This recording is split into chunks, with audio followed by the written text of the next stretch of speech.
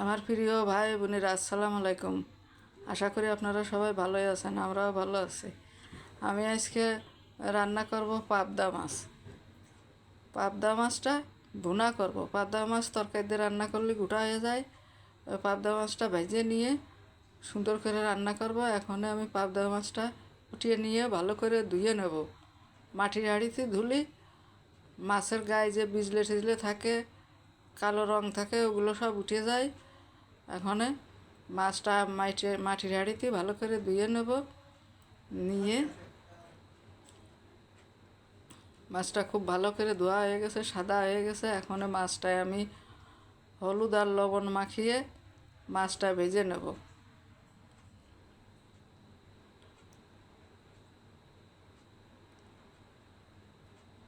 মাছটা ভালো করে হলুদ লবণ মাখিয়ে মাছটা ভেজে নেব।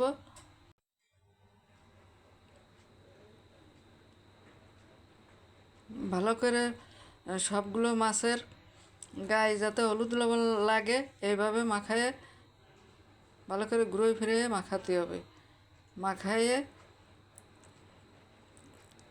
তারপরে মাছের পানি ভালো করে নিংড়ে নিতে হবে। পাবদা মাছে হলো পানি থাকলে ফোটে, এই জন্যই ভালো করে মাছ নিংড়ে পানি নিংড়ে মাছটা ভালো করে শুকনো শুকনো করে নিতে হবে, নাহলে ফোটে।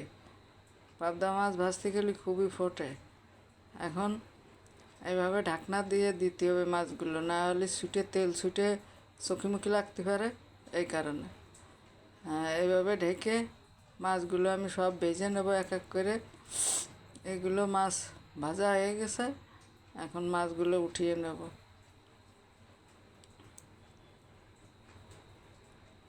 এখন আর যেগুলো এই তেল দিয়ে দিছি, ওই রসুন বাটা দিয়ে দিলাম, পেঁয়াজ বাটা, মরিচ বাটা, হলুদ বাটা, হলুদ গুঁড়ো, স্বাদ মতো লবণ, এলো জিরে বাটা,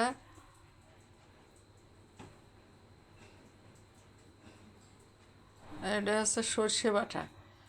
সর্ষে বাটা দিলে মাছ ভুনাটার একটা টেস্ট আসে ভালো, এই কারণে সর্ষে বাটাটা দিয়ে দিছি। এই পাবদা মাছ ভুনার সময় সর্ষে বাটা দিলে পাবদা মাছের একটা ভালো একটা ফ্লেভার আসে, মাছটায় খুব স্বাদ হয়, এই কারণে। তো মশলাটা ভুনিয়ে নিয়ে মশলাটা এখন ভুনা হয়ে গেছে, পানি দিয়ে দিলাম। পানি দিয়ে পানিটা যখন বলক আসবে তখন মাছটা দিয়ে দেবো। পানিতে বলক এসে গেছে, এখন আমি মাছটা দিয়ে দেবো। মাছগুলো দিয়ে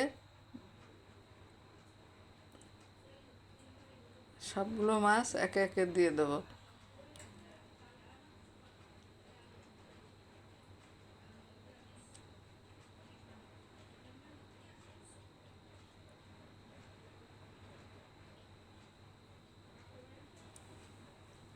মাছ সবগুলো দেওয়া হয়ে গেছে, এখন একটু ঢাকনা দিয়ে ঢেকে দেবো।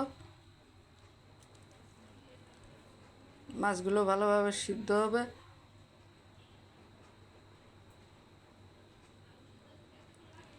ঢাকনা দিয়ে ঢেকে দিয়ে কিছুক্ষণ রান্নার পরে তারপরে নামিয়ে নেব।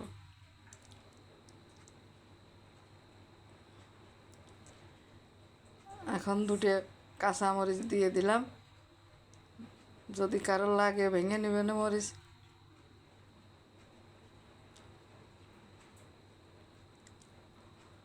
এখন আর একটু জাল হবে।